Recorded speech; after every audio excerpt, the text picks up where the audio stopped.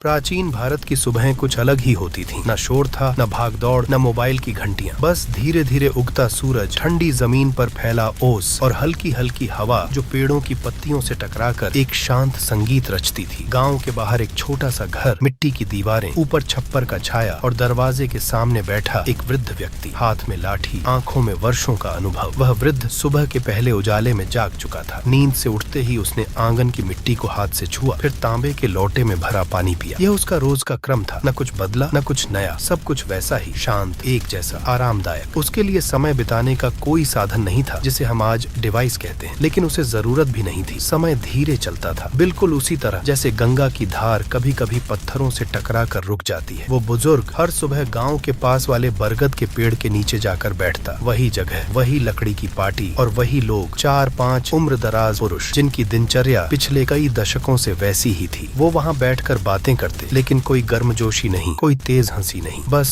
धीमी आवाज में कहानियां, पुराने समय की यादें, कभी कोई लोक कथा तो कभी किसी ऋषि की कथा। उनके लिए यह मिलना, बातें करना, समय बिताने का सबसे सुकूनदायक तरीका था। न कोई चिंता थी समय की, न किसी और चीज की। वो समय को काट नहीं रहे थे, वो समय में बह रहे थे। पास ही एक लड़का गुलेल से पेड़ की शाखों पर निशाना साध रहा था। न खेलों के मैदान थे, न कोई ट्रैक सूट पहने हुए कोच। उसके लिए पेड़, पत्थर और उसकी कल्पना ही खेल का साधन थे। वह कभी मिट्टी में कोई चित्र बनाता, कभी सूखे पत्तों को इकट्ठा कर उनसे जानवरों की आकृति बनाता। गांव की स्त्रियां भी सुबह सुबह घर के बाहर झाड़ू लगाकर रंगोली बनाती थीं। हर दिन नया डिजाइन नहीं होता था, कई बार वही पुराना पैटर्न बनता था। एक गोल आकृति, उसमें फूल की पंखुड़ियां और किनारों पर छोटे छोटे बिंदु, लेकिन वही दोहराव, वही नियमितता उनके लिए मानसिक शांति का स्रोत था। उसके बाद वे बैठकर धान साफ करती थीं। धीरे धीरे एक एक चावल को देखना, उसे हवा में उछाल कर भूसी अलग करना, ये सब उनके लिए सिर्फ काम नहीं था, ये भी एक तरीका था समय बिताने का। उनके हाथ चलते रहते और साथ में धीमी बातचीत होती। कल पड़ोस में क्या बना था, पिछली बारिश में कौन सा पेड़ गिरा, किसके बेटे को बुखार है, लेकिन न तो कोई उत्तेजना, न ही कोई जल्दबाजी। दोपहर का समय प्राचीन भारत में एक विशेष शांत वातावरण लेकर आता था। तेज धूप छतों को गर्म कर देती थी और हवा भी जैसे सुस्त हो जाती थी, मगर यह सुस्ती परेशान करने वाली नहीं होती थी। यह एक आम दिनचर्या का हिस्सा थी, एक धीमा विराम जिसमें सब कुछ ठहर सा जाता था। गांव के घरों में दोपहर का खाना बहुत सादा होता था। मिट्टी के चूल्हों पर धीमी आंच में दाल पकती थी। बगल में किसी लोहे की कढ़ाई में रोटियां सेंकी जा रही होती थीं। यह सब बहुत शांत तरीके से होता था। न कोई हड़बड़ी, न कोई आदेश। जो बन रहा है, जैसे बन रहा है, उसी में संतोष। खाना खाने के बाद अक्सर लोग अपनी चारपाई या मिट्टी के फर्श पर लेट जाते थे। कोई गहरी नींद में नहीं जाता था, बस आंखें बंद करके कुछ देर सुस्ताना। अक्सर कोई बुजुर्ग अधलेटी मुद्रा में किसी बच्चे को लोक कथा सुना रहा होता, बहुत धीमी आवाज में, बिना किसी नाटकीयता के। कहानी का नायक कोई राजा होता या कोई साधु जो जंगलों में भटकता है, लेकिन कहने का अंदाज इतना शांत होता कि बच्चे सुनते सुनते उन्नीदे हो जाते। इस समय कुछ लोग पुराने बर्तनों को मांजते थे। पीतल के लोटे, तांबे के थाल और मिट्टी के घड़े, सबको धीरे धीरे रगड़ कर चमकाया जाता। यह काम भी समय बिताने का ही एक तरीका था। हर धब्बे को मिटाने में जो संतोष मिलता था, वो किसी स्क्रीन की चमक से कहीं ज्यादा था। कभी कभी स्त्रियां एक कोने में बैठकर चरखा चलाती थीं। रुई को सूत में बदलते हुए उनकी उंगलियां लगातार चलती थीं, लेकिन चेहरा शांत होता था। वे अक्सर साथ में भजन भी गुनगुनाती थीं, बिल्कुल धीमे सुर में। यह एक अकेलेपन को भरने जैसा अनुभव होता था। न कोई मंच, न कोई तालियां, बस अपना आप। बच्चे भी इस समय खेलने से बचते थे। दोपहर की गर्मी में वे घर के भीतर बैठे बैठे कुछ छोटे छोटे खिलौनों से खेलते। लकड़ी के घोड़े, मिट्टी के हाथी या कभी कभी ताजे आम की गुठली से बनाए गए चेहरे। वे कोई युद्ध नहीं करते थे, कोई दौड़ नहीं लगाते थे। उनके खेल में भी एक धीमा आनंद होता था, जैसे समय खुद ही उनके साथ खेल रहा हो। इस दोपहर में जब कोई विशेष काम नहीं होता था, तो लोग पेड़ों की छांव में बैठकर कपड़े सीते या कोई पुराना सामान ठीक करते। छोटे छोटे काम जो हम आजकल टाल देते हैं, वो ही उनके समय बिताने का तरीका थे। ये सभी क्रियाएं, खाना बनाना, बर्तन मांजना, चरखा चलाना, कहानी सुनाना, सब कुछ इस तरह से होता था मानो समय ठहर गया हो। न कोई तनाव, न कोई जल्दबाजी, बस एक धारा थी जिसमें जीवन बहता जा रहा था, बड़े सादे और सरल तरीके से। दोपहर धीरे धीरे सांझ में ढलने लगती थी। सूरज का तेज अब कुछ नरम पड़ता जाता था और आकाश में हल्की सुनहरी रोशनी फैलने लगती थी। पेड़ों की छाया लंबी हो जाती थी, जैसे वे खुद समय के साथ बह रही हों। यह समय गांव और घरों के लिए धीरे धीरे जागने जैसा था, लेकिन फिर भी हर गतिविधि में एक धीमी शांत गति बनी रहती थी। औरतें बाहर के आंगन में लौट आती थीं। वे पानी भरने के लिए चलती थीं, कभी कुएं से तो कभी पास के तालाब से। इस दौरान वे एक दूसरे से बहुत शांत और धीमे स्वर में बातचीत करती थीं। ये बातें बातें किसी खबर या तनाव की नहीं होती थी। बस दिनचर्या, मौसम, कोई पुरानी स्मृति, सब कुछ इस तरह साझा किया जाता जैसे कोई कविता धीरे धीरे सुनाई जा रही हो। गाँव के कुछ बूढ़े लोग पीपल या नीम के पेड़ के नीचे बैठ जाते थे। कोई खादी का कपड़ा ओढ़े, हाथ में लकड़ी की छड़ी लिए। वे न तो किसी मुद्दे पर चर्चा करते थे, न कोई शोर करते थे। वे बस बैठे रहते थे, आसपास की हर चीज को निहारते हुए। कभी कभी कोई धीमा सा ठहाका भी सुनाई देता था, लेकिन वह भी समय की गति को नहीं तोड़ता था। सांझ का एक बड़ा काम होता था जानवरों को घर लाना। बकरी, गाय और बैल दिन भर चरने के बाद अब धीरे धीरे लौटते थे। उनके गले में बंधी घंटियां धीमे स्वर में बजती थीं, जैसे वे शाम की घोषणा कर रही हों। बच्चे दूर से उन्हें देखकर तालियां नहीं बजाते थे, बस खड़े रहते और चुपचाप उन्हें घर लौटते देखते। हर जानवर को प्यार से पानी पिलाया जाता और उनकी पीठ थपथपाकर उन्हें आराम दिया जाता। इस समय लोग अपनी चारपाइयों को फिर से आंगन में खींच लाते थे। कोई पुराने अखबार के टुकड़े से पंखा झलता था, कोई पगड़ी उतारकर धीरे धीरे पसीना पोंछता था। हर चेहरा ढलते सूरज की रोशनी में नहाया होता था और हर आंख जैसे कुछ सोच रही होती थी, लेकिन फिर भी कुछ बोलती नहीं थी। कुछ घरों में महिलाएं अब दीपक जलाने की तैयारी करने लगती थी। मिट्टी का दिया, सरसों का तेल और रुई की बत्ती, इन सब को बहुत ध्यान से सजाया जाता था। दिया जलाने का ये क्रिया कोई धार्मिक उत्सव नहीं थी, बस एक रोज की परंपरा थी, शांत, सरल लेकिन गहराई लिए हुए। और बच्चों के लिए ये समय होता था खुले मैदान में धीरे धीरे टहलने का। कोई तेज दौड़ नहीं, कोई खेल नहीं, बस हल्के कदमों से मिट्टी पर चलना और खेतों की ओर देखते रहना। वे अक्सर आकाश की ओर देखते, जहाँ पक्षी अपने घोंसलों की ओर लौट रहे होते थे। हर क्रिया, हर कदम, हर आवाज, सब कुछ धीमा, सधा हुआ और समय के साथ मेल खाता हुआ लगता था, जैसे सब कुछ अपनी जगह पर था और किसी को कहीं जल्दी नहीं थी। यह समय तकनीक नहीं, केवल मौन और संतुलन से भरा हुआ था। सुबह बहुत तेज नहीं आती थी, धीरे धीरे हल्की धूप से आंगन का रंग बदलने लगता था। गुरुकुल के कक्ष में कुछ विद्यार्थी जाग चुके होते, बाकी करवट बदल रहे होते। न कोई अलार्म होता, न ही किसी की नींद तोड़ने की जल्दी। नींद खुद ही धीरे धीरे उतरती थी। गायों की घंटियों की आवाज पास के गौशाले से आती थी। वो आवाज लगातार नहीं होती, बस कभी कभार बजती, जैसे हवा में घुलने वाली किसी बहुत पुरानी ध्वनि की तरह। उस आवाज के साथ साथ कोई गुरुकुल का बालक धीरे धीरे आंखें खोलता, फिर बिना कोई जल्दबाजी किए लकड़ी के पलंग से नीचे उतरता। पैर जमीन से टकराते तो ठंडक महसूस होती, मिट्टी की वो ठंडक जो बरसों तक वैसी ही रहती थी। बिस्तर से उठकर वे बच्चे बाहर आते, जहाँ तुलसी का पौधा ठंडी हवा में धीरे धीरे हिल रहा होता। किसी ने कुछ नहीं कहा, कोई आदेश नहीं दिया। वे बस खुद ब खुद तांबे के लोटे में पानी भरते, नदी या कुएं से लाया गया पानी, ठंडा, शुद्ध और शांत। फिर एक कोने में बैठकर हाथ मुंह धोते, कई बार आंखें बंद कर लेते और बस ठंडी हवा में बैठे रहते। उस समय में कोई घड़ी नहीं थी, लेकिन किसी को समय का आभास हो जाता था, जैसे हवा खुद बता देती थी कि अब ब्रह्म मुहूर्त बीत चुका है। इसके बाद वे सुबह की प्रार्थना की तैयारी करते, ना कोई दिखावा, ना ही कोई विशेष आयोजन। बस जमीन पर बैठकर आंखें बंद किए धीमे स्वर में वे रचाएं बोलते, कई बार अधूरे शब्दों के साथ, कई बार पूरे ध्यान से। मंत्रों का उच्चारण जोर से नहीं होता था और ना ही वह किसी के लिए दिखाने जैसा था। वो एक धीमा, निजी अनुभव होता था जो हर विद्यार्थी अपने अपने भीतर से करता था। कुछ बच्चे तुलसी में जल चढ़ाते, कुछ आंगन को बुहारते। मिट्टी की वो खुशबू जब पानी से छिड़की जाती, बहुत शांत अनुभव देती थी, जैसे हर दिन उसी पुराने क्रम में लौट आया हो। धीरे धीरे जब सूरज पूरी तरह निकल आता तो आचार्य भी अपने कक्ष से बाहर आते। उनका चेहरा थका हुआ नहीं होता और ना ही सख्त। वे बस ध्यान से बच्चों को देखते, फिर कहीं बैठकर स्नान के लिए तैयारी करते। ये सुबह शोरगुल से दूर थीं। कोई मोटर, कोई घंटा, कोई भी तेज ध्वनि नहीं थी। हर चीज अपने ही समय पर घट रही थी, बिना किसी दौड़ के। और यही शायद उस समय की शिक्षा का पहला पाठ था, धैर्य। शाम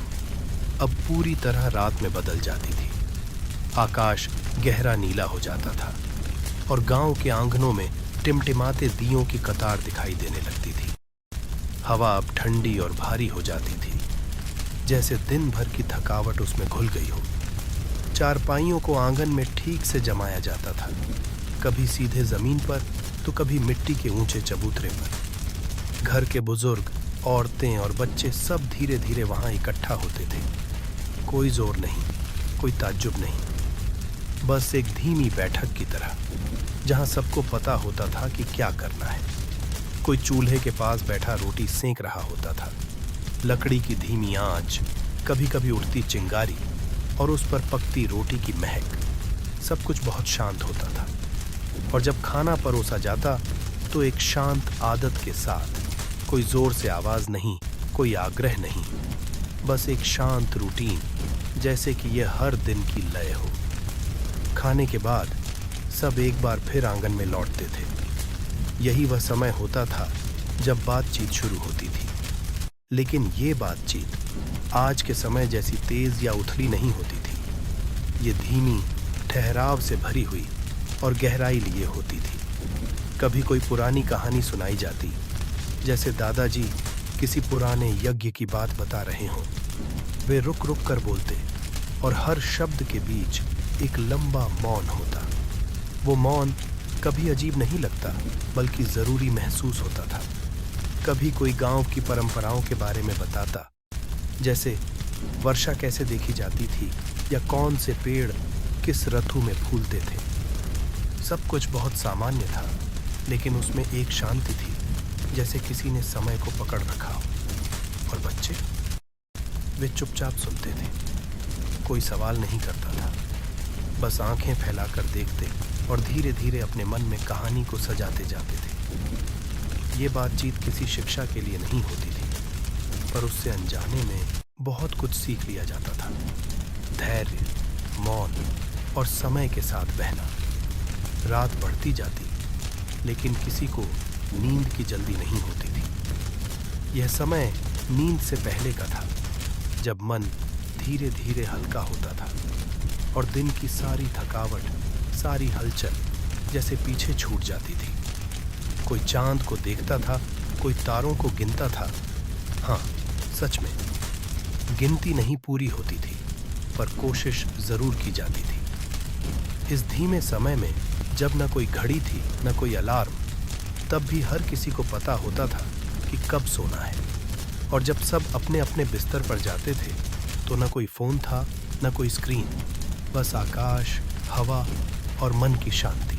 जब रात गहराने लगती थी और बातों की आवाजें धीरे धीरे कम होने लगती थीं, तब आंगन में एक अलग ही तरह की शांति फैल जाती थी। यह वह समय होता था जब सब कुछ रुक जाता था, पर भीतर एक हलचल चलती थी, बिल्कुल शांत और धीमी। बुजुर्ग अब चुप थे, बच्चे लेटे हुए थे और चारों ओर सिर्फ कुछ हल्की सांसों की आवाजें थीं। लेकिन यह मौन डरावना या खाली नहीं था। यह एक भरा हुआ मौन था, जिसमें समय जैसे ठहर गया हो। इन रातों में कई लोग बिना कुछ बोले ही घंटों बैठे रहते थे। कभी कोई पीपल का पेड़ हवा में सरसराता तो सब उस आवाज को महसूस करते थे, बिना बोले। उस वक्त इंसान और प्रकृति के बीच कोई दूरी नहीं होती थी, जैसे दोनों एक दूसरे को समझते हो। कोई अकेला बैठा तारे गिन रहा होता, तो कोई सिर्फ आकाश को देख रहा होता, बिना किसी उद्देश्य के। न कोई सवाल न कोई उत्तर, सिर्फ देखना और शांत रहना। यह समय बिताना नहीं था, यह समय के साथ बहना था। कभी कभी कोई बुजुर्ग अपने पुराने दिनों की बातें चुपचाप दोहराते, बिना ये सोचे कि कोई सुन रहा है या नहीं। बस धीरे धीरे शब्द निकलते और फिर मौन में घुल जाते। ये कहना मुश्किल होता कि वे किसी से बात कर रहे हैं या खुद से। और कई बार लोग अपने आप से बातें करते थे, बिल्कुल धीमे धीमे, जैसे आज हवा में नमी है या कल शायद बारिश होगी। और ये बातें न किसी को सुनानी होती थी, न किसी से जवाब की उम्मीद होती थी। ऐसे ही एक दृश्य में एक किसान अपने आंगन में अकेला बैठा है और उसकी आंखें आकाश पर टिकी हैं। वह कुछ नहीं सोच रहा, कुछ नहीं बोल रहा, बस मौन में डूबा है। ये कोई विशेष पल नहीं है, न ही कोई कहानी का मोड़, बस एक बहुत ही सामान्य और इसी में गहराई लिए हुए क्षण। इसी मौन में कई बार किसी को कोई याद आती थी, कोई पुराना रिश्ता, कोई गुजरा हुआ दिन। लेकिन वे यादें भी शोर नहीं करती थीं, वे भी उस मौन के भीतर ही होती थीं, बहुत कोमल, बहुत शांत। इस तरह की रातें रोज आती थीं और यही उनका सौंदर्य था। उनमें कुछ नया नहीं होता था, पर फिर भी हर रात कुछ सिखा जाती थी। कैसे चुप रहना है, कैसे महसूस करना है और कैसे सिर्फ उपस्थित रहना है। दोपहर का वक्त था, गाँव की गलियां खाली हो चुकी थीं, सूरज की किरणें सीधे जमीन पर गिर रही थीं और घरों के आंगन में रखी चटाइयां धूप से गर्म हो चुकी थीं। लोग अपने अपने घरों में थे, कुछ काम निपटा चुके थे, कुछ बस यूं ही बैठे थे। एक पुराने कच्चे घर के आंगन में एक तांबे की थाली रखी थी, जिसमें कुछ कटे हुए आम और गुड़ रखे हुए थे। थाली के पास ही एक बूढ़ी अम्मा बैठी थी। उनके हाथों में कोई बुनाई नहीं थी, कोई काम नहीं था, बस बैठी थी धूप में चुपचाप। उनके सामने एक लंबी चटाई बिछी थी, जिस पर धूप और छांव के बीच सुंदर सी परछाइयां बन रही थीं, कभी किसी पेड़ की शाखा की, कभी किसी उड़ी हुई कपड़े की। यह दोपहर न नींद की थी न काम की, यह बस बैठने की थी। गांव की औरतें अक्सर दोपहर के इस वक्त में अकेली बैठती थीं। वे न कोई किताब पढ़ती थीं, न कोई गीत सुनती थीं, वे बस बैठती थीं। कभी अपने घुटनों को सहलाती, कभी दूर देखते हुए धीरे धीरे सांस लेती थीं। उनका यह समय खुद के लिए होता था, बिना किसी शोर के, बिना किसी योजना के। कुछ लोग इसी समय खेतों के रास्ते में बैठे होते थे, अपने खेत की मेड़ पर। वे कोई खास सोच नहीं रहे होते थे, कभी एक चींटी को जाते हुए देखते, कभी जमीन पर हाथ फेरते। ऐसे छोटे छोटे काम जिनका कोई मकसद नहीं होता, लेकिन फिर भी उनका अपना अर्थ होता था। कभी कभी कोई दो लोग साथ होते, लेकिन उनमें बातचीत नहीं होती थी। वे बस साथ बैठते थे और धूप को अपने चेहरे पर महसूस करते थे। बहुत बार लोग अपनी हथेली को देखते थे, रेखाओं को गौर से, जैसे कोई रहस्य पढ़ रहे हों, या अपने पैरों के पास जमीन को कुरेदते, फिर कुछ सोच कर छोड़ देते। यह वह समय था जब जीवन धीमा हो जाता था। घड़ी नहीं थी, पर लोग जान जाते थे कि यह दोपहर का ठहराव है। यह समय न आराम का था, न आलस का। यह बस एक मौन संवाद का समय था, खुद से और उस वातावरण से। इस दोपहर में कोई भी नया नहीं होता था। वही पुराना आंगन, वही पुरानी दीवारें, वही पुरानी चटाई। लेकिन फिर भी हर दिन यह दोपहर थोड़ी अलग होती थी। कभी हवा तेज होती, कभी बहुत हल्की, कभी चिड़िया की आवाज आती, कभी सब कुछ बिल्कुल शांत, और अम्मा की थाली में से एक कटोरी धीरे धीरे चींटियां खींच ले जाती थीं, बिना हड़बड़ी, बिना शोर, जैसे सबको पता है कि समय कहीं नहीं जा रहा। गांव के कोने में बच्चों का छोटा सा झुंड बैठा था। उनके हाथों में ना मोबाइल था, ना बैट बॉल, बस मिट्टी का एक ढेर था, और उस मिट्टी से बने थे कई तरह के छोटे छोटे खिलौने। कोई हाथी, कोई बैलगाड़ी, कोई रोटी बनाने की छोटी थाली। बच्चे चुप नहीं थे, लेकिन उनका शोर भी बहुत धीमा था। वे न भाग रहे थे, न चीख रहे थे। वे बस बैठे थे, मिट्टी को आहिस्ता आहिस्ता हाथों में मसलते हुए कुछ नया बना रहे थे। एक बच्चा मिट्टी से घोड़ा बना रहा था, बहुत ध्यान से। उसकी उंगलियां बार बार मिट्टी की गर्दन को ठीक कर रही थीं, और उसकी आंखें हर बार उस घोड़े को अलग एंगल से देखती थीं, जैसे किसी मूर्तिकार की बारीकी। पास ही दो लड़कियां मिट्टी की रसोई बना रही थीं। उन्होंने पत्तों को थाली बनाया था और फूलों को सब्जी। वे आपस में कुछ बुदबुदा रही थीं, शायद कोई खेल का नियम या कोई कहानी जो वे सिर्फ खुद ही समझती थीं। इन बच्चों को समय का कोई अंदाजा नहीं था। न उन्हें पता था कि कब सूरज ढलेगा, न कोई उन्हें बुला रहा था। वे बस अपने मिट्टी के संसार में खोए हुए थे। गांव के पेड़ों की छाया जमीन पर फैल रही थी। कभी कभी हवा की हल्की सरसराहट से कोई सूखा पत्ता गिरता, और बच्चे उसे भी अपने खेल में जोड़ लेते। एक बच्चा चुपचाप बैठा था। वह कुछ बना नहीं रहा था, बस दूसरों को देख रहा था। उसके हाथों में थोड़ी सी मिट्टी थी, जिसे वह बार बार मसल रहा था। शायद सोच रहा था कि क्या बनाए। ये खेल न दिखाने के लिए होते थे, न किसी पुरस्कार के लिए। न कोई हारता था, न कोई जीतता। ये खेल बस एक धीमा तरीका था समय के साथ चलने का। मिट्टी के खिलौने कभी टिकते नहीं थे। वे एक दिन में टूट जाते थे या सूख कर बिखर जाते थे, लेकिन बच्चों को इसकी परवाह नहीं थी। उन्हें हर बार नया बनाना पसंद था। उनके लिए हर दिन एक नया दोपहर था, एक नई मिट्टी, एक नया घोड़ा, एक नई रसोई। ये वो दिन थे जहाँ बचपन तेजी से नहीं, बल्कि धीरे धीरे बीतता था, जैसे हर शाम एक पुरानी कहानी की तरह लौटी थी। दोपहर का समय था। धूप ज्यादा तेज नहीं थी, लेकिन हवा भी बिल्कुल थमी हुई थी। पेड़ों की छांव जमीन पर धीरे धीरे सरकती जा रही थी। कुछ किशोर लड़के गांव के बाहर वाले सूखे मैदान में इकट्ठा हुए थे। उनके हाथों में लकड़ी से बने तीर और बांस की कमानें थीं। इनमें से अधिकतर तीर खुद ही बनाए गए थे। बांस की पतली शाखाओं को दिन भर धूप में सुखाया गया था, फिर उन्हें छीलकर सीधा किया गया था। नोक पर कभी कोई पत्थर का टुकड़ा लगाया गया था, तो कभी बस नुकीला किया गया था। लड़कों ने कोई युद्ध नहीं खेला, कोई प्रतियोगिता नहीं थी। बस एक पुराना पेड़ था मैदान के किनारे, और उसकी तने पर रखा गया एक सूखा नारियल। वही था उनका लक्ष्य। हर कोई अपनी बारी का इंतजार कर रहा था। कोई जल्दी नहीं थी। हर तीर चलाने वाला लड़का बहुत ध्यान से कमान खींचता, गहरी सांस लेता, और फिर शांत हाथों से तीर छोड़ता। कुछ तीर निशाने से दूर जा गिरते, कुछ पेड़ के पास मिट्टी में धंस जाते, लेकिन कोई हंसता नहीं था, कोई निराश भी नहीं होता था। एक लड़का था जो सबसे चुप था। वह थोड़ा दूर बैठा था, अपने तीर की डोरी को ठीक कर रहा था। उसकी उंगलियां कसी हुई थीं, लेकिन चेहरे पर एक संतुलित शांति थी। उसके लिए तीर चलाना केवल निशाना लगाना नहीं था, एक तरह की साधना थी, ध्यान की तरह। पास के पेड़ पर एक चिड़िया चहक रही थी। उसके पीछे कहीं से हल्की सी बकरी की घंटी सुनाई दी, लेकिन लड़के ध्यान से तीर चलाते रहे, एक के बाद एक। ये खेल लड़ाई सिखाने के लिए नहीं थे, ना ही शिकार के लिए। ये बस एक अभ्यास था, समय के साथ अपनी सांसों को मिलाने का, शरीर को नियंत्रित करने का, और मन को एक लक्ष्य पर केंद्रित करने का। धीरे धीरे सूरज नीचे सरकने लगा। लड़के एक एक कर अपने तीर समेटने लगे। कुछ तीर खो गए थे, लेकिन किसी को फर्क नहीं पड़ा। शायद अगली बार वे नए तीर बनाएंगे, नए निशाने तय करेंगे। दिन बीत गया था, लेकिन किसी को जल्दी नहीं थी। उनके पास घड़ी नहीं थी, लेकिन समय उनके साथ चल रहा था, बिल्कुल वैसा जैसे किसी पुराने राग में एक एक सुर उतरता है।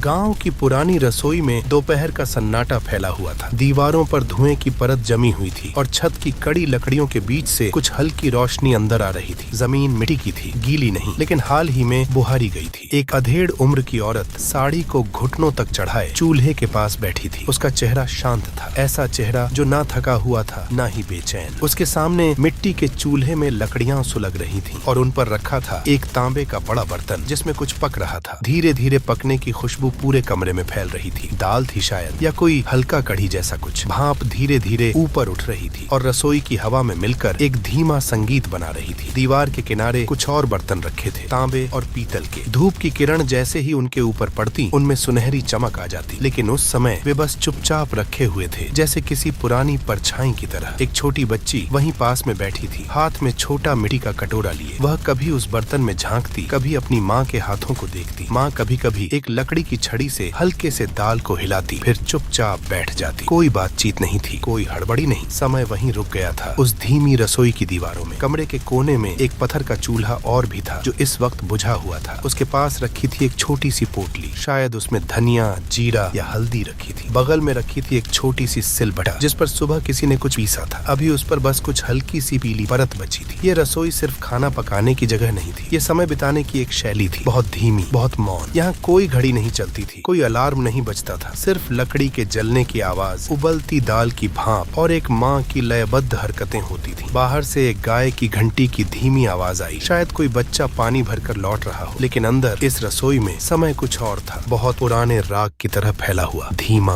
और सुकून देने वाला। दोपहर का समय था और पूरा गांव धीरे धीरे नींद में डूबने जैसा लग रहा था। हर कोई अपने अपने घरों के भीतर या छायादार पेड़ों के नीचे आराम कर रहा था। पर कुछ लोग ऐसे भी थे जो इस समय को बिल्कुल अलग ढंग से बिताते थे, घर की छत पर चुपचाप बैठे हुए। पुराने समय में घरों की छतें सिर्फ छतें नहीं होती थीं, वे दिन का एक कोना थीं, जहां धूप होती थी, हवा होती थी और अक्सर बहुत गहरी खामोशी होती थी। कुछ लोग वहां बैठकर पुराने अखबार के टुकड़े समेटते थे, कुछ लोग कपड़े सिलते थे या बीनते थे और कुछ बस बैठे रहते थे, बिल्कुल बिना किसी मकसद के। एक बुजुर्ग आदमी धोती पहने, बिना कमीज के, छत के एक कोने में लेटा हुआ था। उसके पास एक पुरानी बांस की बनी हुई चटाई थी और सिर के नीचे एक पतला तकिया। उसका एक हाथ माथे पर था और आंखें लगभग बंद। वो न सो रहा था, न पूरी तरह जाग रहा था, बस उस दोपहर में खोया हुआ था। उसके पास रखी थी एक पुरानी सी मटकी, जिसमें थोड़ा सा पानी भरा था। ढक्कन से हल्की सी बूंदें बाहर आई थीं, जिससे मटकी की सतह पर नमी की एक गोल परत जम गई थी। हर 2-3 मिनट में वह उठकर एक घूंट पानी पीता, फिर धीरे से करवट बदलता। दूसरे कोने में एक औरत बैठी थी, अपने हाथ में सुई और धागा लिए। वह पुराने कपड़े के टुकड़ों को जोड़कर एक छोटी सी रजाई जैसा कुछ बना रही थी, शायद किसी बच्चे के लिए या किसी त्योहार की तैयारी में। वो कोई तेज काम नहीं कर रही थी। हर टांका बहुत धीमे और शांत हाथों से पड़ रहा था, जैसे उसके पास पूरा दिन हो। आसमान बिल्कुल साफ था और छत पर कहीं कहीं धूप की धारियां फर्श पर पड़ी थीं। वे धीरे धीरे बदल रही थीं, जैसे सूरज भी उसी आराम की गति से चल रहा हो। छत की मुंडेर से बाहर झांकने पर सामने के घरों की छतें भी दिखती थीं। कुछ पर आम सुखाए जा रहे थे, कुछ पर अचार की बड़ी सी चटाई रखी थी। एक छत पर कोई बैठा अपनी बांसुरी के सुर साध रहा था, बहुत हल्के सुर, जैसे हवा में घुलकर गायब हो जाने के लिए ही बने हों। नीचे गलियों में कभी कभी बैल की घंटी की आवाज आती या किसी बच्चे के हंसने की, लेकिन ऊपर छत पर हर चीज स्थिर थी, जैसे वक्त भी वहाँ थोड़ा थम जाता था। ये छतें उस युग की नींद की जगह थी। न वहाँ मोबाइल था, न कोई रेडियो, सिर्फ इंसान, हवा, हल्की धूप और बहुत धीमी रफ्तार से चलता हुआ दिन। लोग वहाँ बैठकर सोचते थे, कुछ नहीं, बस छोटी छोटी बातें। आज क्या पकाया जाएगा, कौन आया था मिलने, या मौसम कैसा बदलेगा। छत पर बिताया हुआ समय तकनीक के बिना बीता वो हिस्सा था जो किसी किताब में नहीं लिखा होता, लेकिन जीवन की सबसे असली झलक वही देता था। शाम का समय धीरे धीरे उतरता था, जैसे कोई बहुत पुरानी आदत फिर से लौट रही हो। सूरज अपनी रोशनी समेटता जाता था और गांव की गलियों में हल्की नीली छाया भरने लगती थी। दिन के शोर के बाद अब हर जगह एक सुकून की परत सी बिछ जाती थी। गांव की गलियों में लोग बाहर अपने दरवाजों पर बैठने लगते थे। चौखटों पर बिछी चटाइयों पर दादी नानी बैठती, उनके पास छोटे बच्चे होते और साथ में कोई बुनाई या चटनी पीसने का काम चल रहा होता। कोई भी जल्दी में नहीं होता। शाम को बिताना एक क्रिया नहीं, एक आदत ही। पुराने घरों के बरामदों में मिट्टी के दिए जलाए जाते थे। दियों की रोशनी बहुत तेज नहीं होती थी, मगर उतनी ही होती थी जितनी बस जरूरत भर को हो, चेहरे को हल्के से उजाला देने के लिए, पर आंखों को चुभने न देने के लिए। ये रोशनी शांत थी, वैसी ही जैसी उस समय की जिंदगी थी। बच्चे अक्सर आंगन में इकट्ठा होते थे। कोई पतंग की डोरी सुलझा रहा होता, कोई पेड़ के नीचे बैठा चुपचाप पत्थरों से घरौंदा बना रहा होता। लड़कियां अक्सर एक दूसरे के बाल गूंथती या जमीन पर चूना कोयले से रंगोली जैसी आकृतियां बनाती। कुछ बड़े लोग पीपल के पेड़ के नीचे बैठते थे। वहीं जहां दोपहर में कोई बैठा अखरोट तोड़ रहा था। अब शाम थी तो वे हाथ में पंखा लिए बातों बातों में पुरानी कहानियां सुनाते थे। ये कहानियां न तो बहुत रोमांचक होती थी, न ही कोई नायक उनमें वीर गति को प्राप्त होता था। वे बस शांत और लंबी होती थी। कोई शादी की याद, कोई पुरानी बारिश का जिक्र या कभी किसी मेले का वर्णन। शाम के इस समय में जब न बहुत रोशनी होती थी न अंधेरा, लोगों का मन भी वैसा ही हो जाता था, न पूरी तरह जागा हुआ न सोया हुआ, जैसे कोई चीज भीतर से धीमा हो रहा हो। घर की औरतें चूल्हे की तैयारी में जुट जाती, लकड़ी की हल्की महक हवा में घुल जाती, पतल और मिट्टी के बर्तन धोए जाते और आंगन में गिरी पत्तियां बुहारी जाती। कहीं से मसालों के तड़कने की आवाज आती तो कहीं पानी की बाल्टी में लोटा टकराने की। ये आवाजें बड़ी मामूली थीं, लेकिन शाम का संगीत बनाती थीं। पुराने समय में ये सब छोटे पल थे, लेकिन यही पल समय को थामे रखते थे। न मोबाइल था न इंटरनेट, लेकिन हर शाम किसी गहरी किताब की तरह खुलती थी, धीमे पन्नों के साथ, बिना किसी हड़बड़ी के। शाम बीतती नहीं थी, वो बस बदलती थी। रोशनी से अंधेरे तक का सफर, लोगों के चेहरे की छाया से भीतर की शांति तक।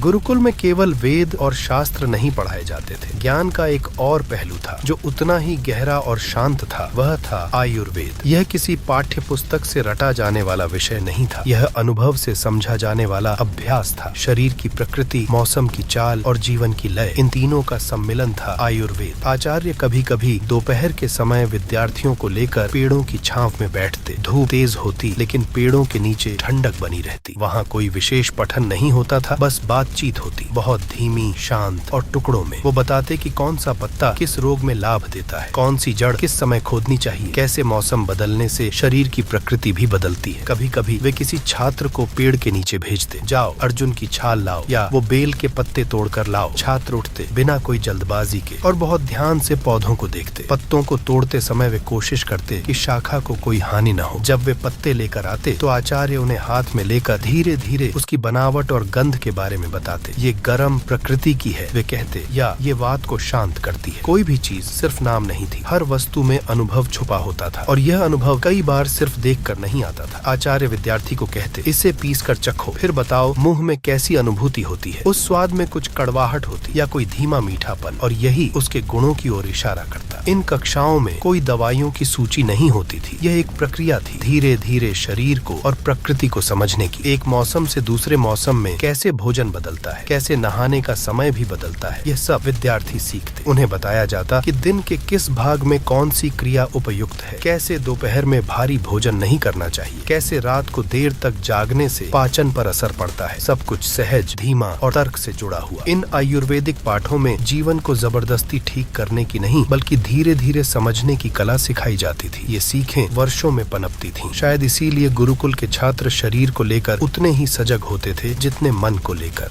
आज के समय में हम हर बात को लिख लेते हैं, किताबों में, कंप्यूटर में, मोबाइल में, परंतु प्राचीन गुरुकुलों में ज्ञान को इस तरह संजोने की परंपरा नहीं थी। वहाँ तो शब्दों को मन और हृदय में बसाया जाता था, धीमे धीमे, दिन दर दिन, वर्ष दर वर्ष। विद्यार्थी जब वेदों या उपनिषदों का अध्ययन करते तो आचार्य उन्हें पाठ सिर्फ एक बार पढ़कर सुनाते, फिर वही पंक्ति विद्यार्थियों से दोहरवाई जाती। धीरे धीरे शब्दों के उच्चारण में सटीकता लाई जाती, स्वर, विराम, ध्वनि, सब कुछ संतुलित। एक छोटे से श्लोक को कई दिन लगते समझने और याद करने में। यह अभ्यास केवल रटने का नहीं था, यह एक तपस्या थी। बैठना, सुनना, दोहराना, फिर चुपचाप सोचना कि उस पंक्ति में क्या अर्थ है। कई बार विद्यार्थी एक ही मंत्र को पेड़ के नीचे बैठकर दोहराते रहते। हवा चलती रहती, पतों की सरसराहट सुनाई देती और वो अकेले ही अपने मन में श्लोकों की गूंज दोहराते। आचार्य उन्हें याद दिलाते कि वेद का ज्ञान सिर्फ उच्चारण में नहीं, उसके भाव में छिपा है, और भाव समझने के लिए शांति चाहिए, समय चाहिए। इसलिए पढ़ाई की कोई जल्दी नहीं होती थी। अगर कोई विद्यार्थी गलती से किसी शब्द का उच्चारण थोड़ा बदल देता तो आचार्य उसे टोकते नहीं थे। वे कहते, फिर से सुनो, धीरे धीरे अपने आप सही हो जाएगा। ये भी सिखाया जाता कि कैसे हर श्लोक को न केवल याद किया जाए, बल्कि उसमें सांस लेने का स्थान, विराम और अंतर्निहित लय समझी जाए। मौखिक परंपरा में ज्ञान को बांटना भी एक कला थी। जब कोई बड़ा छात्र अपने छोटे भाई को पाठ सिखाता तो वह भी उतनी ही धीरज से सिखाता जैसे कभी उसने सीखा था। गुरुकुल का वातावरण इस मौन साधना को बढ़ावा देता था। कोई शोर नहीं होता था, सिर्फ धीमे स्वर में बोले गए शब्द होते और उनके पीछे छुपे अर्थों की अनुभूति। इस तरह पीढ़ी दर पीढ़ी शब्दों के माध्यम से ज्ञान बहता रहा। न किसी पुस्तक की जरूरत, न किसी कलम की, बस मौन, स्मृति और समय की धारा। गुरुकुल की शिक्षा का कोई तय सालों सालों का ढांचा नहीं होता था। कुछ विद्यार्थी 5 वर्ष रहते, कुछ 10 या 15, पर अंततः एक दिन ऐसा आता जब आचार्य स्वयं संकेत देते कि अब शिक्षा पूरी हो चुकी है। विदाई का दिन कोई उत्सव नहीं होता था, न ही ढोल नगाड़े न ही शोरगुल, बल्कि यह दिन बेहद शांत होता, जैसे जीवन का कोई चक्र धीरे धीरे पूरा हो रहा हो। विद्यार्थी आचार्य के चरणों में बैठता, दोनों के बीच लंबा मौन रहता। वर्षों की शिक्षा, स्नेह और तपस्या उस मौन में सिमटी होती। आचार्य धीरे से कहते, अब समय है घर लौटने का, और फिर वे कोई अंतिम उपदेश देते, सरल, सीधे मगर गहरे। कई बार विदाई से पहले गुरु दक्षिणा देने की बात आती, पर गुरु दक्षिणा कोई धन या वस्तु नहीं होती थी। आचार्य अक्सर कहते, सच्ची दक्षिणा यही है कि तुम इस ज्ञान को जीवन में सच्चाई और विनम्रता से जियो। विद्यार्थी अपने छोटे से थैले में कुछ जड़ी बूटियां, कुछ पवित्र भस्म और गुरुकुल की मिट्टी लेकर निकल पड़ता, पैदल ही, शांत पगों से। रास्ते में वह वहीं पेड़ पौधों को देखता जिनके नीचे बैठकर उसने पाठ सीखे थे। वापसी का यह सफर धीमा और आत्मचिंतन से भरा होता। कभी कभी वह किसी तालाब के पास रुकता, पानी पीता और आकाश को देखता, सोचता अब जीवन का दूसरा अध्याय कैसे शुरू होगा। गांव लौटकर भी वह पहले कुछ दिन बहुत शांत रहता। माँ उसे देखती पर समझ जाती, अब यह बेटा वही नहीं रहा जो बरसों पहले गया था। अब यह एक शांत, स्थिर और संयमित युवा है, जो अधिक बोलता नहीं पर जो भीतर से गहरे समझ चुका है। गुरुकुल की शिक्षा अब उसके जीवन में धीरे धीरे फूल की तरह खिलती। अपने व्यवहार में, अपने शब्दों में, अपने कर्मों में वह दूसरों को सिखाने नहीं जाता, पर उसका आचरण ही एक शिक्षा बन जाता। इस तरह गुरुकुल की परंपरा पूर्ण होती, बिना किसी शोर, बिना किसी प्रमाण पत्र के, केवल एक शांत जीवन के माध्यम से।